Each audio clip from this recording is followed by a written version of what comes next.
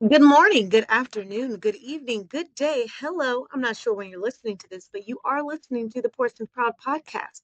I'm your host, E. Washington, the Public Information Officer for the Portsmouth Police Department. We serve a community that's not too far from the ocean, not too far from the bay, right on the river. And we are producing this police podcast for you, so you know what's happening in your city. You know the plan, and you know how you can be a part of it.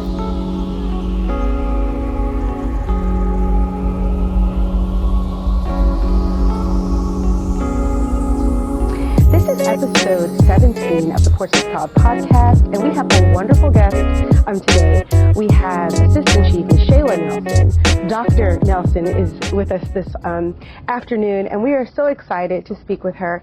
Welcome, Assistant Chief Nelson. Thank you for having me. So we're super excited that you're here, but I like to start off the podcast always just trying to get a little bit of background information. So can you tell us, where are you from? I am a military brat, but I was born in South Carolina. Okay. What part of South Carolina? Mullins. It's a small town outside of Myrtle Beach. Myrtle Beach. Okay. So you're a military brat. Did you live all over the country? Did you get to live overseas?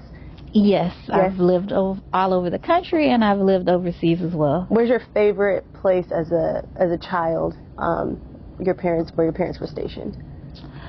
I would probably have to say Okinawa, Japan. Okay. What was it about Japan? 70 degrees all year long. Oh, that's nice. Is it humid? It wasn't humid. Okay. Beautiful weather, crystal clear water. Okay. It was great. That's nice. Okay, so you military brat, lived all over the country, lived overseas. So then what brought you to Portsmouth? Well, Portsmouth is close to home. Okay. It reminds me of home, and I felt like I would be able to help the police department, help the community with my skill sets. Okay. So, and when I came and I visited the city, I fell in love with it. Okay, you fell in love with the city. Yeah. So with your skill set, did you start your career in law enforcement, or did you have a career before? I know I talked with Sergeant Funkhauser a few weeks back, and she came from a completely different career field. She was a jeweler, and then came into law enforcement. Did you have a previous career before that? Well, I was in the military. Oh, okay. But I was a reservist. Okay. I did 8 years, but during that time, I was activated, so I saw some time. It was stateside, but it was interesting, and I did finance in the military. Okay. And I had contemplated, maybe I should do accounting or bookkeeping or something like that. Okay. And no, I don't want to do that. So I did a short stint doing armed security. I was a supervisor at the time. Okay. And I said, well, if I'm doing this, then maybe I should think about, being in law enforcement. So did you do armed security in the military, or once you got on? Okay, so your civilian job, you did armed security. Because I'm like, you went from finance to armed security. Okay. So you did finance as a reservist, but then you did armed security. And then that's what sparked your interest in maybe you should pursue law enforcement as a career. Okay, so where did you start your career in law enforcement? I started it here in Virginia in 2007. Okay, so what was that process?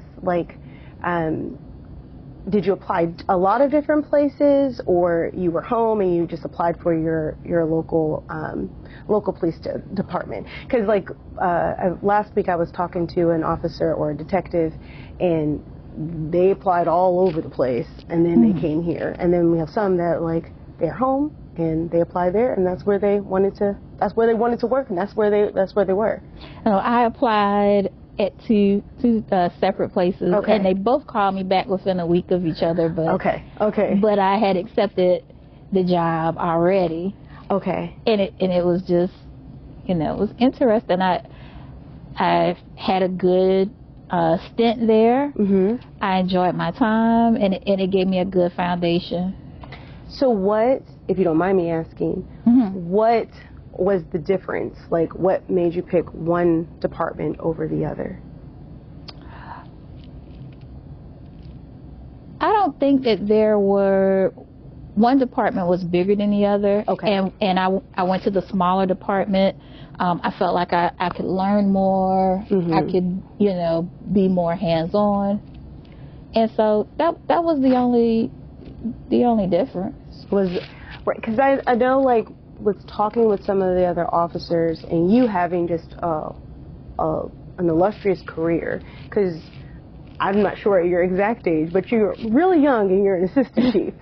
So the training, one of the things that they talk about when they talk about Portsmouth is how much training that we offer. And you picking a smaller place to start, seems like it falls in line, because training is just really important for an officer to be able to be better and then to move up in their career. So over this, you started in 2007, it's now 2024. Mm-hmm. What has been the most rewarding part of your career? I don't know if I can pick just one thing. Okay. But I would say that during my career, I have been able to work some cases where I've been able to give families closure. Okay. That's been really rewarding. I've also had the opportunity to mentor other people and help them along the way.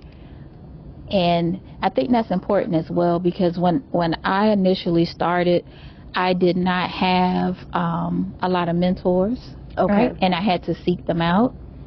And so now when people approach me and ask me what did I do, or can I give them pointers or tips or things like that, I'm more than happy to do it, because it's it's my way of giving back. Right. So that would, I like that you make that distinction, because you went someplace where you're going to get a lot of training, but training and mentoring aren't exactly the same thing. You need someone to come alongside you and to, like, help guide you through the process, making different career choices, helping you to pick, like, which job should I go for, which training should I attend, not just that training is available, but which one should I attend to get to where I'm trying to progress to. So how would you, for an officer that maybe is not going to be able to come to Assistant Chief Nelson, how would you go about selecting a mentor? What should a young officer look for when selecting a mentor, and then how should they approach the senior officer to be a mentor? Well, you have to remember that a mentor does not always have to be an assistant chief or a chief, right? Mm-hmm. Because agencies have informal leaders. Yes. And those people have knowledge about the agency, about the community, about things that may help you within your career. And you don't have to have just one mentor. You can have multiple mentors, because some people are great at some things, and to be well-rounded, you may have to pull from several people. Okay. So my thing is, you have to know what you're aspiring to do. So what are you looking for? Okay. So if you make tangible, attainable goals, and then you seek ways to fulfill those goals or to meet those benchmarks, that's where your mentors will fall in line. If you, for example, if you are a person who wants to be in administration but you don't have any experience in budgeting, you may not go to the captain or the assistant chief in charge of that division. You may want to talk to the fiscal manager, or you may want to talk to a sergeant or a lieutenant in a bigger agency that you met at training who works in fiscal services. And you may say, hey, well, how do you all do your line items? How do you all project for your budgets? Mm-hmm. So you will have to know where you want to go next, and then seek out the people who have that knowledge. Okay. So you said making tangible and attainable goals. Mm-hmm. For you, starting off, you knew you were interested in a career of law enforcement, but how did you go about knowing exactly where you wanted to go in your career to make those tangible, attainable goals? Well, I knew that I wanted to do something in investigations. Okay. But I knew that at the time, there were no slots for me to become a detective or for me to move into that realm. So I started asking my supervisor, hey, well, can I work this case to its conclusion? Okay. Can I work this case, as long as the calls for service are down, can I work this case as far as I can work it? Okay. And I would call the on-call detective or whoever the night person was and say, hey, I have a question about this. Am I going in the right direction? And then I looked for training that could enhance my skills. Okay. I had my degree already in criminal justice, but the theory of criminal justice versus the application can be different at times. Right. So I said, well, I can work on my skills by becoming a background investigator. So I became a background investigator. That allowed me to be able to work on my investigative skills, work on being detailed, work on having all of those things. And then I was getting assigned background investigations to actually do, and that let me work side by side with some of the detectives who actually were doing the criminal investigations, right? So I could ask them questions. Okay. I could say, hey, y'all are going to do what? Can I tag along? Can I watch? And for me, I like to learn. I feel like you have to be a student of your craft. Okay. So my why isn't necessarily a why for disdain. It's a why for understanding, because I like to learn. Okay. So I would say to anyone who's looking to make those goals, those obtainable goals, write them down. If you want to become a detective, what does it take? You're going to need some training. You're going to need to practice your skills. That means working some cases to completion. Right. Are your report writing skills good? Okay. Can you testify in court? Have you practiced those things? Because you're going to need those elements to be able to be successful. So you have to be proactive. Yes. You have to sit there and think about where is your next step. Might not, because I'm sitting here like, okay, she enters into law enforcement and you're an officer and an assistant chief, but you're not thinking of from officer, maybe you are, but officer to assistant chief, you're thinking officer to I want to be a detective. And then you're looking at how you're going to get to become, what you need to do to become a detective. I like that you said that, because it also, when we were talking to Detective Jackson and Senator Galkey, I know I mess this up every time, Detective Michael, when we talked to him, he had made some of the points of being proactive and working those cases all the way through. So before he became a detective, when but he was able to work his cases all the way through because he knew that he wanted to be a detective, and that's what he did. So it's just, this is something that keeps coming up. You have to be proactive. You can't just wait or rest on your laurels. You have to decide, where do I want to go, and then kind of make those opportunities for yourself. Right. And that's how you become assistant chief. So making those decisions of where you want to go, and then following through for yourself. And like you said, writing down your goals, making sure you have tangible, attainable goals and writing them down. And just recapping, importance of looking for mentors that aren't necessarily directly in the department or the higher-ups in your particular chain. They could be, but that's not where they have to be. Officers that are just senior or been in that department longer than you is going to have a wealth of knowledge. They're a resource for you to go to. So just looking for alternative ways to educate yourself and to learn so you can take the next steps. I really like that you said that, because this is applicable to any job. It's not just to be a police officer, but you being able to take those steps in working for any career that you're seeking. So you started in 2007. It's now 2020. Was that correct? Yes. Oh, 2007. It's 2024. How has the role of law enforcement evolved over that time, particularly like with technology that you might use, and then also like just social changes? Because I'm just thinking as a civilian, the different social changes that have happened, but how has that affected law enforcement?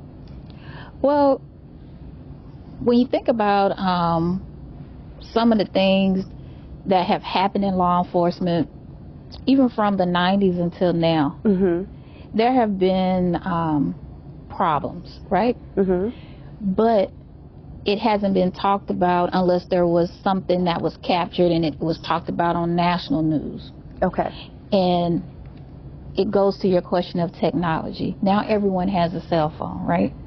Yes. So now if it happens across the country, somewhere else, at 1, 2 o'clock in the morning, we have instant media because of phones, and now everyone knows that it happens. And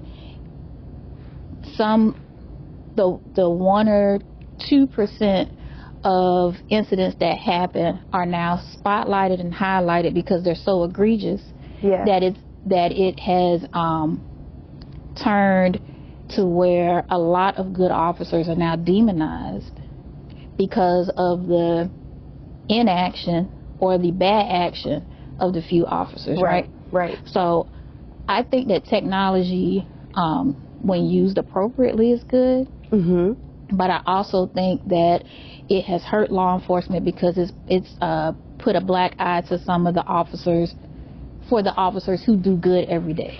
Right. Who provide the selfless service, right? And it's, when you think about 2020 and the calls to defund the police. Yes. So with defunding the police, you've had thousands of officers that retired. Okay. That left law enforcement. Right. And so now that we're turning the page, because most police departments have body cameras, they have car cams, we have all of these policies, things that we're putting in place to try to be more transparent, to work on community policing, to be better partners in the community. We still are having a hard time filling our ranks. Right. So that's something that's, I'd like to say, that it's not Portsmouth specific. That's something that's happening across the country, mm-hmm. where you have a lot of officers who have left or retired. I mean, you're hard to, like you just said, to fill those positions. And now people realize, no, we don't want to defund the police. We need the police. Right. We need the police in our communities. Right. So, mm-hmm. So technology, has its pluses, but then it also has its negatives. I know in one of the sessions I interviewed an officer here, or detective here, and he was talking about how body cams are great, but they don't tell the whole story. And I think not just with body cams, but cameras in general, we don't know where, a lot of times we'll see a clip, and that which we see, it might have happened, but it's only a fraction of the whole scenario. Right. And so we have this, thought process, well, it's on camera, but only a snippet is on camera. Mm-hmm. So it's good, but it also causes additional issues. What are some of the ways, I know you worked at different departments, mm-hmm. Have you had to be a part of the process of coming up with the policies? And how do you balance, not just reacting to the frenzy that can happen with policing? Like you said, 2020, you'll see something, and then you don't want to be reactive, mm-hmm. and putting in policies that are restrictive to your officers and encumbering them from being able to do their job. So how do you sort that out as leadership? How do you make decisions that it's not just being reactive, that it's going to help?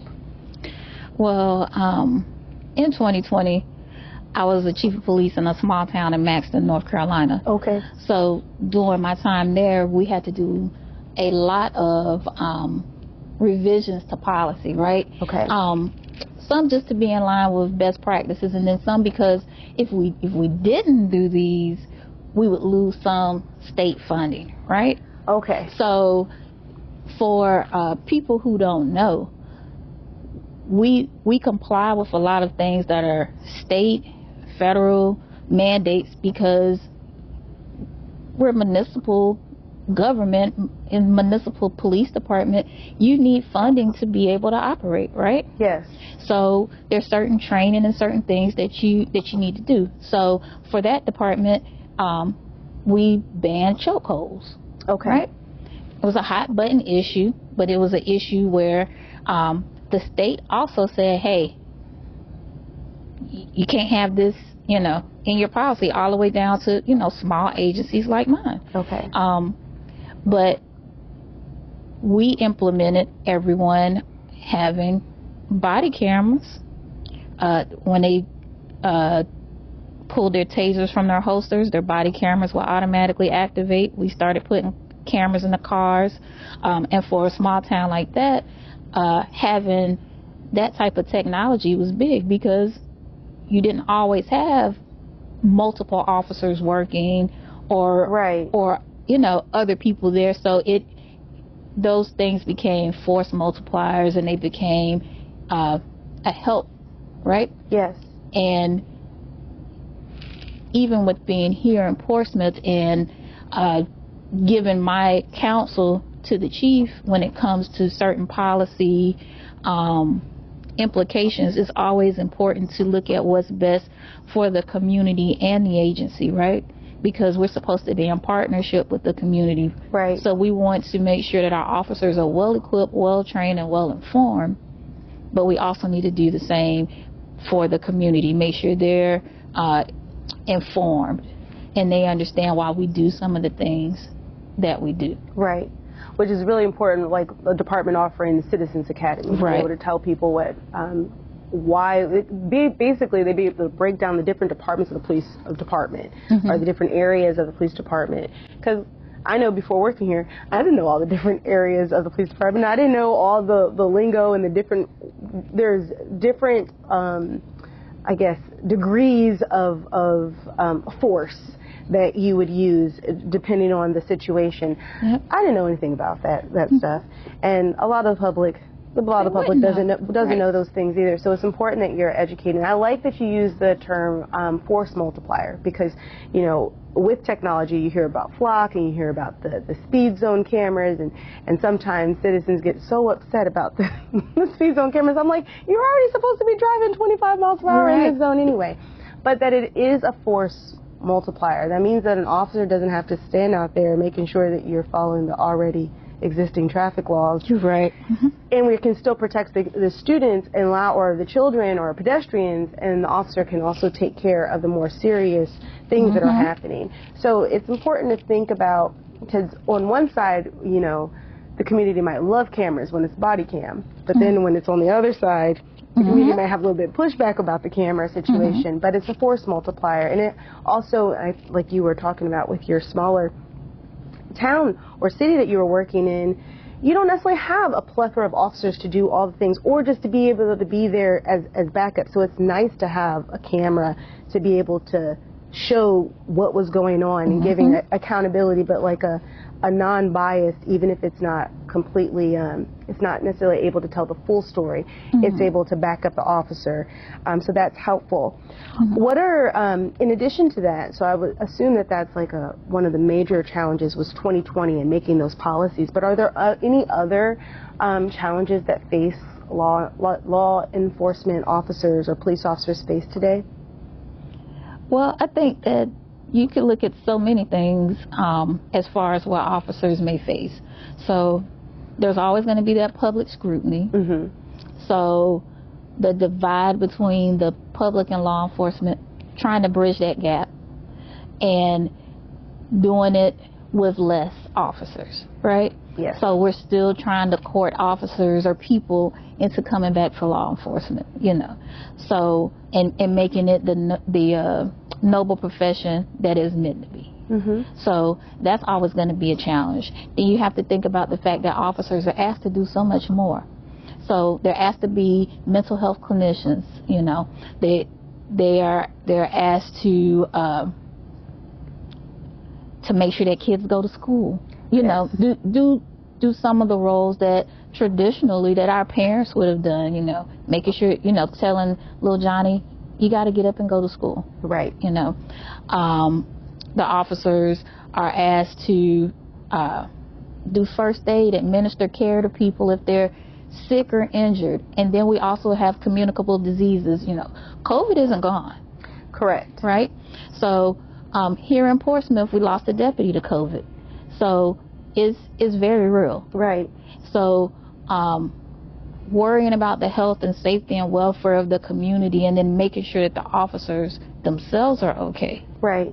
Is very real. Right. So there's a plethora of things that you could say that law enforcement has to deal with, but it all involves things that you could easily argue are outside of their scope. Right. No, definitely. Because, like you said, your things that parents traditionally do, officers have to do, social workers would traditionally do, officers have to do, and just because, and I'm not sure who I was talking to about this, but, 911 always answers.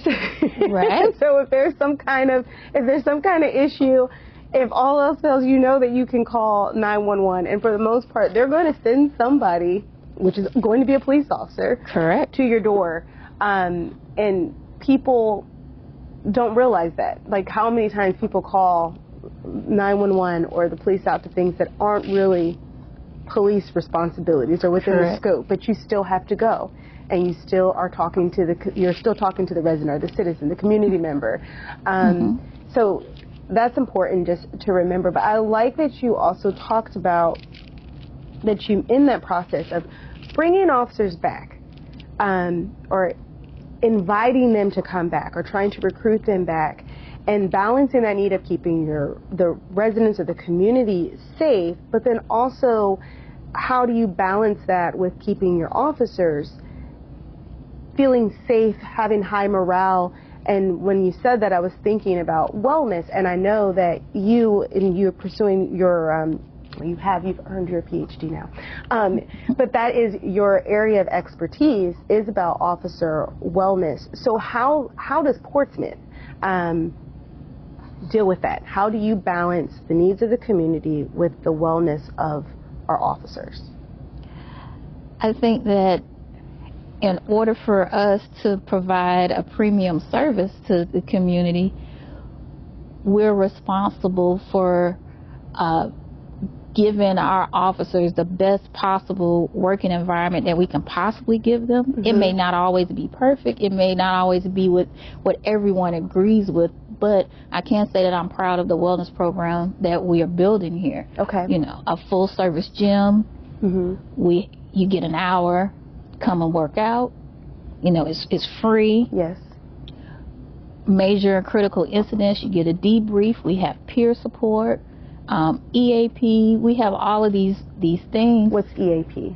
EAP is basically counseling. Okay. So you can do counseling. Either you can volunteer for it, the supervisor can send you to it. It's just things to make sure that you're okay. Okay. Right? So we have that.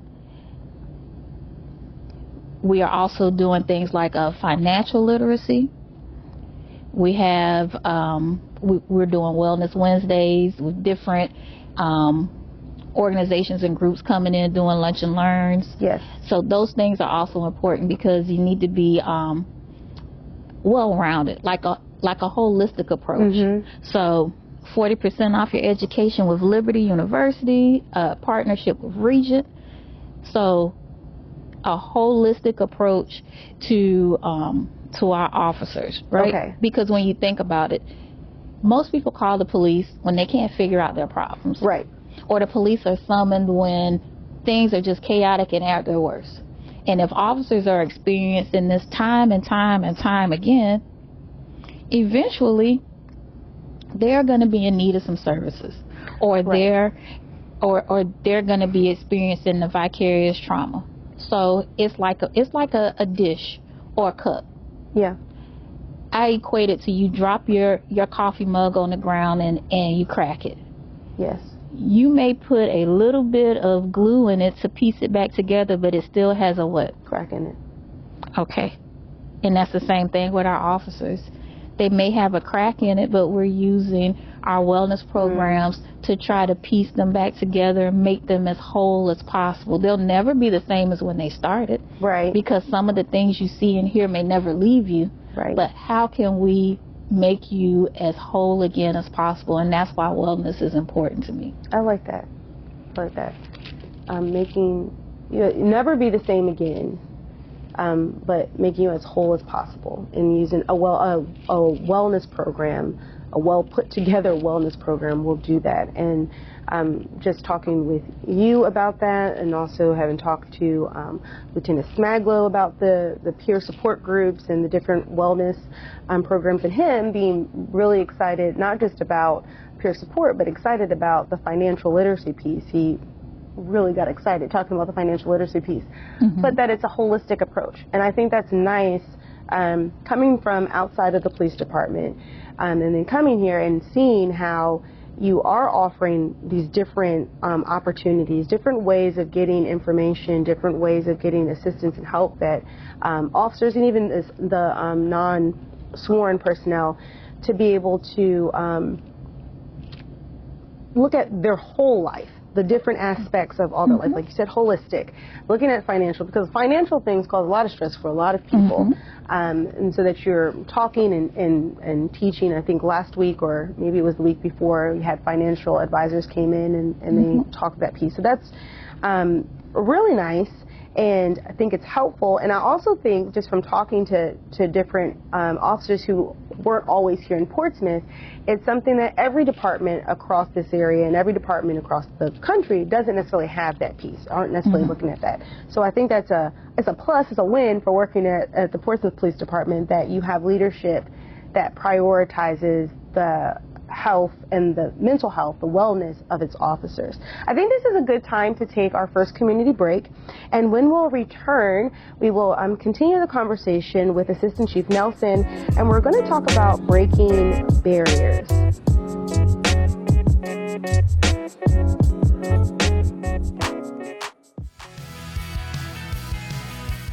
Are you considering a career in law enforcement? Sign on today as a Portsmouth police officer and receive up to $1,500 if you're already Virginia certified.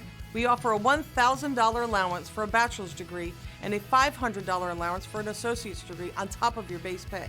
Officers can also earn additional income on time spent in court and at community events. Visit our website at portsmouthpd.us for more information on how to apply.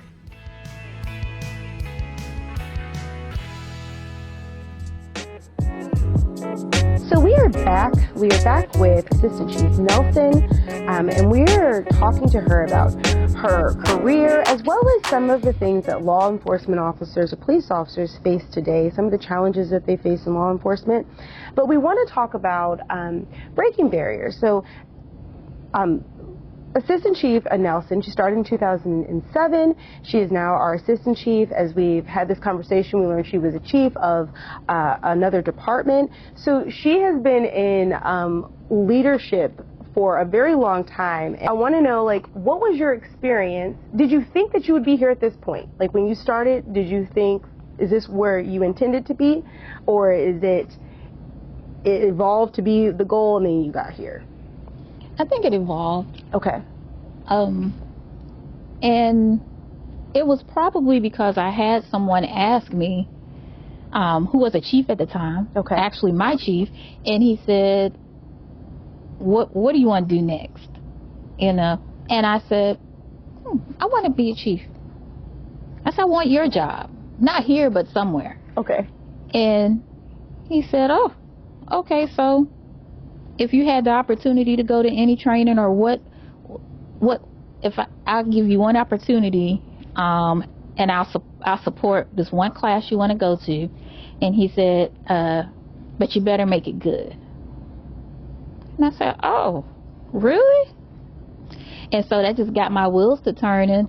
You know, this has to be a smart move. Mm-hmm. You know, I need to pick something that may help me later on, like one of those types of things. And the class that I picked really opened my eyes to some of the responsibilities and duties that chiefs and assistant chiefs had, and it sparked my need and my thirst for more information and more learning. Okay. So, yeah. So where were you in your career at this time? Like, or were you a lieutenant when he asked you? Were you a captain? Where were you? Nope, I was a lieutenant. You were a lieutenant, and he asked you, where do you want to do next? Okay, and so what was that class? It was new chief, deputy chief school. Okay, okay. And how, like, what was it about that class? Like, what was the most important takeaway from that course? That that there was so much more that I could learn, and that there was so much more than just having the title, right? Because you know, you're like, they don't do anything all day, or they don't, right. you know, that, of course, that was the perception. Right, in the office. Right. So when I went to that class, I said, oh my goodness, there's so many intricate details that they have to know about budgeting, mm-hmm. and about employment law. Okay. And about liability when it comes to certain policy implications and stuff like that. So I said, oh my goodness, I could really learn some stuff and do this. And then I said, well, I'm gonna start, you know, really learning and asking questions and being present in the room and things like that. So you come back from this class, you're a lieutenant. Mm-hmm. What do you implement at your department? Like, what, when you come back, not necessarily a policy, but like how does it change Lieutenant Nelson? Well, I started asking more questions about how we wrote our budget. Okay. I was already assisting with the policies. Okay. So I was already assisting with that. I was already doing recruitment and training, and I was in charge of the dispatch center and all that stuff. So I worked on cutting some of our expenditures. We were spending a lot of money in overtime, and in a couple of divisions I worked on that. And then I got tasked with doing the annual report, and not just for the police department, but the public safety annual report. So it allowed me to delve into some of the things that the fire department were doing and community corrections. It was an opportunity that I really enjoyed. Okay. So that annual report was fun. So for the listeners, they can't see Assistant Chief Nelson, but her eyes are all like lit up as she's talking about the annual report and getting into the budget. And so that finance that you were doing when you were in the military, that love is coming through in the eyes. It helped a lot. Okay. You know, I laugh and joke, but I like to learn. Right. You know, I feel like if you're not learning, you're not growing. Okay. So you know, it is clear you love to learn. Yes. You don't just you love to learn. Eyes are aglow. Yes, I enjoy it. I enjoy aglow. So you came back. I think this is important because it follows up on what you were saying earlier as far as having goals. And you come back from a class, and you didn't just go take the class. You came back from a class, and then you started to implement some of the things that you learned in that class. And then you go from lieutenant, and now again you are you've been a chief, but you're an assistant chief. I'm assuming at a bigger department. Yes. And so you have a lot of responsibilities here. And now, going back a little bit, so it's 2007 and you start off. I think we see more women in law enforcement in visible positions. I feel like there's for a long time, there's been women officers, so that's not necessarily new. But I even think like pop culturally, and I use pop culture and TV because I'm not a police officer, but I think about when I was in high school, and one of my favorite shows was Third Watch. On Third Watch, there was one female officer. Now you'll see something like, say, The Rookie, which I don't watch this show, but I've seen the clips. There's multiple female officers. I even think there's like the chief of that department on that show is a female. What were some of the challenges coming in 2007 as a female officer? Did you experience challenges? Because everyone doesn't have the same experience. Were there challenges? Were you received well in your department? Did you feel like you had to maybe fight a little bit more to be seen for promotions or for opportunities? Was that your experience? Well, I was one of three. Okay. The other two females had been there probably 20 years. They were at the end of their career when I was starting mine. Okay. There were definitely challenges. Okay. I wouldn't I would definitely not say that there weren't, but there were challenges. And yes, a lot of the times, I did have to advocate for myself, because there weren't many who were willing to do that. There weren't many who were willing to advocate for themselves, or for me, you? For me in particular. So I worked on my voice, if that makes sense. Oh, yeah. And I've said it recently that I wish I would have done it sooner, but it took, took a little while. But then I started really saying, I gotta start advocating for myself. And doesn't mean that it made the road easier, but I was able to go home at night and be okay with myself. And that's what a lot of people have to realize. You're not always going to get what you're looking for from other people, if that makes sense. The gratification may not come from others, but you have to be able to provide it for yourself, that satisfaction. If you're able to rest well at night with the decisions that you made or the service that you provided to the citizens, or whatever that scenario is, if you know that you've done your best and you've done everything that you can for that particular moment or for yourself or for others, then you're okay. Right. Whatever the outcome is. Right. I want to just go back to the advocating for yourself, and you said working on your voice. And the reason why I want to go back to that is because a lot of times when we think about advocating for ourselves, we think about being able to confront other people or to ask for things, or to promote ourselves and ask for things of ourselves. But you put that together with, you must have sat back and analyzed something about yourself that you felt might have been able to change, which is very hard, especially in today's society where advocating for oneself is a corrupted version of like a self-acceptance, where we don't want to make any changes. And not saying that you necessarily had to make those changes, but you saw that you had to make that change in voice, something that is very personal. Our voice is personal to us, but you felt like you needed to make those changes. And I'm focusing on that because I'm also thinking about like the current environment that we're in, where when we're talking about women in leadership, those little details like your voice makes all the difference. Am I coming across naggy? Am I sounding like I'm nagging in leadership? And making those changes. How did you do that? How did you change your voice? Like how did you go about doing that? Because it all matters, right? So I can remember times where I would be so excited to go to work, so excited to go to roll call, and I just came from getting my nails done, and I remember one time in particular, I just got my nails done, but they were not within policy. Okay. And I was so mad. My supervisor was like, you're going to cut those things, you're going to get them off. And I was so angry.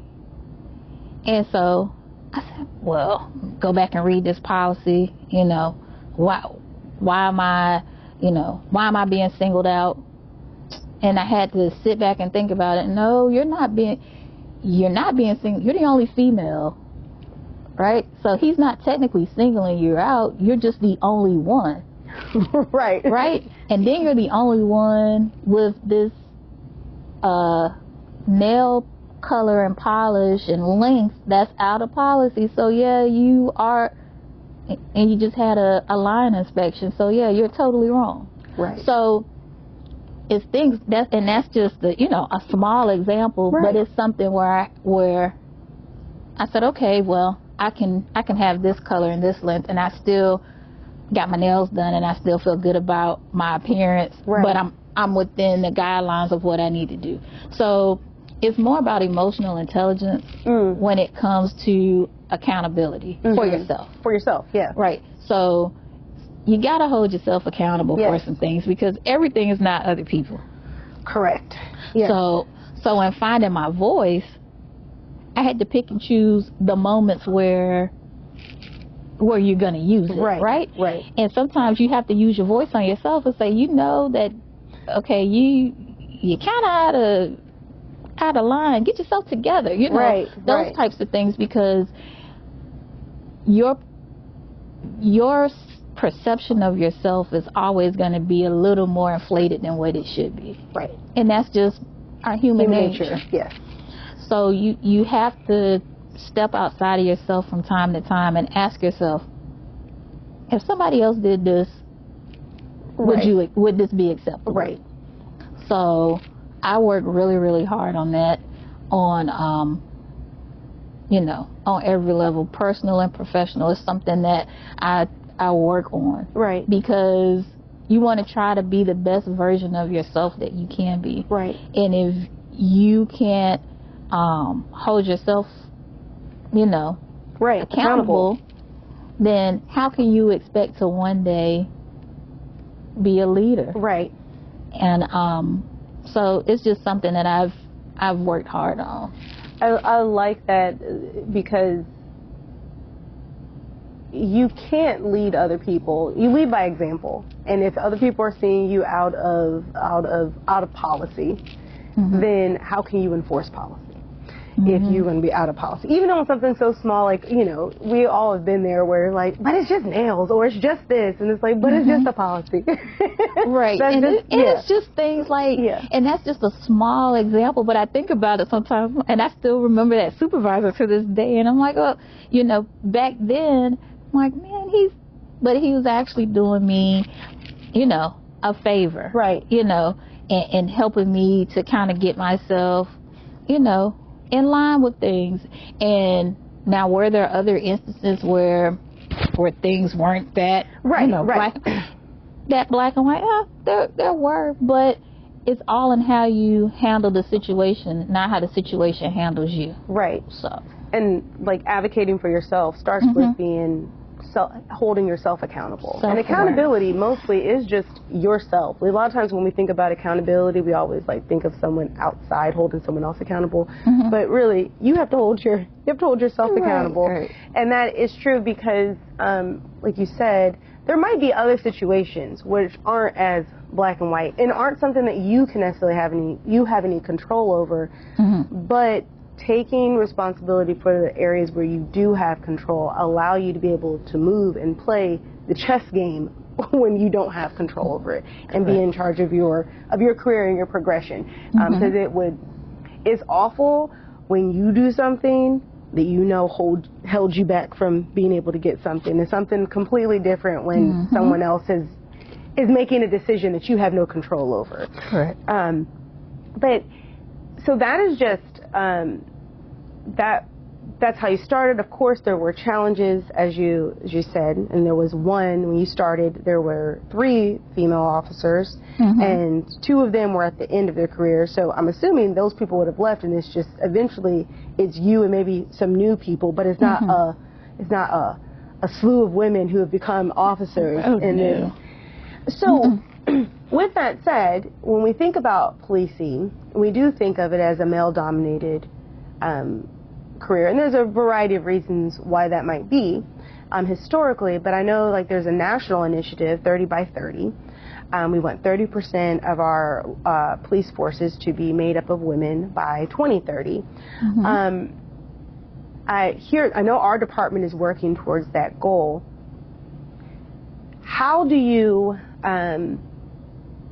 what is our department doing, but what is the national conversation around that? How do we go about doing that? Because I think also a lot of women might not first think of a career as a police officer unless you have some other kind of experience of wanting to be that. That's not the first career that comes to mind. So how do you change the female population's perception of law enforcement of being a viable career for women? I think that we have to put out a message that resonates with women. Okay. So, and I think law enforcement is doing a better job at it. But it's okay to be feminine and do this job. Okay. You know, there's a perception that you have to be one way To do the job. to do the job, and you don't. National statistics show that women have less use of force instances, right? So wouldn't you want someone who is naturally better at de-escalation? Because you have to think about it. Women are naturally smaller than men. Men are naturally stronger. Right. So we would have to be able to use communication skills. Right. To de-escalate. Yes, to help us with certain situations. So that it's a message that needs to be put out. Now, it's not saying that men aren't great at de-escalation. No. We're just talking about some of the national averages, and it also diversifies the workforce, right? It's a common goal for law enforcement to have a force that mimics the community they're serving. So are you saying that everybody in your particular town, city, or municipality are all men with one or two women sprinkled in? Right. That's not the case. True. Right. So what do you want people to mimic your community? And then when you have certain, you know, and it sounds cliche or chauvinistic to say, when you have certain types of crimes that certain victims may want to talk to a female officer, right? You know, and you may be doing your citizens a disservice if you don't have any women at all. Now, I'm not saying just hire them because they're a woman. Right. Still have standards, still have... Yeah. Yes, of course, and they meet those standards. Well, what's the problem with bringing them on? Right. What advice would you give to a woman considering making a career switch, or a younger woman looking to become a police officer? What advice would you give her? I would say do your research. Do your research on where you would like to be. So if you want to become a law enforcement officer, I would say choose Portsmouth first. Yes. We'd love to have you. Yes. Right? And I would say look at an opportunity to do a ride-along, or go to the Citizens Academy. You'll get a brief snippet of what the department has to offer. Look around and see what community events they're involved in. Maybe you can see some of the officers and talk to them. But I would say do your research on the place you would like to go, and if they offer what, you know, career progression or path you want to go in. If you want to be a detective in a, you know, homicide unit, you may not want to go to a department that has 4 or 5 officers. You're not going to get that opportunity, right, to be in that type of a unit. Okay. Yes. If you want to be on a K9 unit or mounted patrol, if the department doesn't have K9s or a mounted patrol, then you're not going to have that opportunity. So you have to look at where you want to be. Does that department offer that? And then what type of work-life balance will they give you? Which is another reason why I said come to Portsmouth. Our wellness program is robust. Yes. We offer opportunities for progression. Yes. We offer opportunities for you to do career development and go places within the department if you want to have a well-balanced career. And I think those are things that any female looking to join in law enforcement, or anyone looking to join law enforcement, those are the things that I would recommend that they do. Okay. I think the takeaway there is join Portsmouth. Apply to Portsmouth first. It's just important that you think about all the things that the assistant chief had mentioned, not just looking at, I want to be a police officer, but looking at the details. When she was talking, I wasn't even thinking about, until she said it, like, how many people are in the detective or in the homicide unit? If there's 5 people, probably not the place that you want to, if that's what you aspire to be. If you've been watching, Law and Order for your whole life, and that's where you aspire to be, you probably shouldn't go to that department. Or mounted patrol. It didn't dawn on me that everyone doesn't have horses, because I don't think I ever think about the horses until I see them. But that if that's something that you're interested in doing, then you need to look at those details on your career as you are planning out your career or thinking about a new career. I think this is the perfect time to take our final break, and when we return, we'll get Assistant Chief Nelson's final thoughts and just.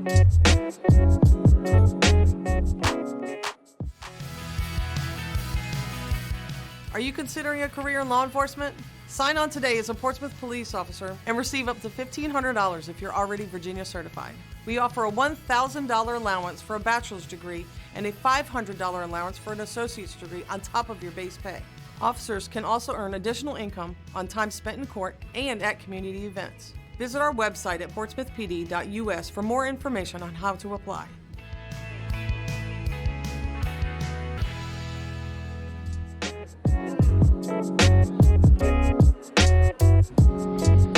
So we are back with Assistant Chief Nelson, Dr. Nashayla Nelson, and we just want to know, you're Assistant Chief now, you have been a chief, you're an academic, you're a professor.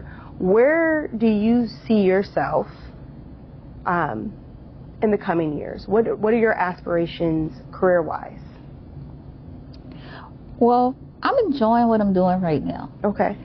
So I'm going to continue my stint as Assistant Chief as long as our administration remains strong. And I've been asked multiple times, am I looking to become a chief again? Okay. I would say to that, we'll see where God's footsteps take me, right? Okay. I always ask God to guide me and give me clarity when making decisions, but I'm happy here. I'm really enjoying Portsmouth, and I feel like my role here to provide my counsel to the chief, my advice, and allow him to make the decisions that he thinks will push the police department forward.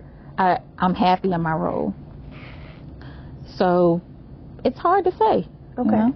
I think as also you're here as Assistant Chief in this department, you are over logistics and the administrative side of the police department. What do you hope? What is there a particular area in policing that you hope to make a lasting impact, not just for this department or maybe departments that you work for in the past, but on policing as a whole? And I'll ask this question because you are an academic, and so you've thought about it in a macro way. What area are you most interested in and want to see an impact that you can personally have an impact on?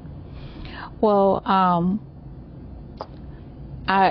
we've talked about the wellness aspect, right? But when I finished school for my PhD, my dissertation was in law enforcement agencies' policy impact on officer mental health and wellness. Yes.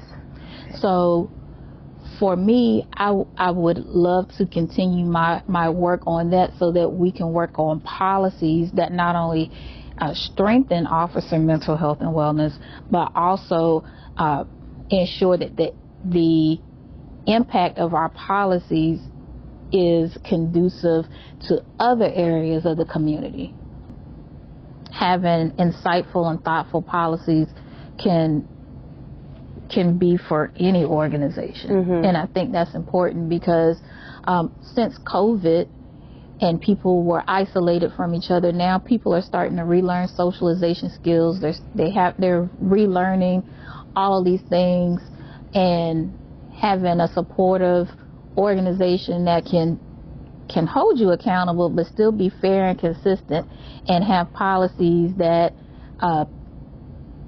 can help anyone where their particular needs are is important, in my opinion. Yeah, I think, no, that is important. We're coming to the end of this podcast, but I want to give Assistant Chief Nelson the opportunity to say any final words. Is there anything that you want the people of Portsmouth to know, either about the department, about yourself, or just an idea?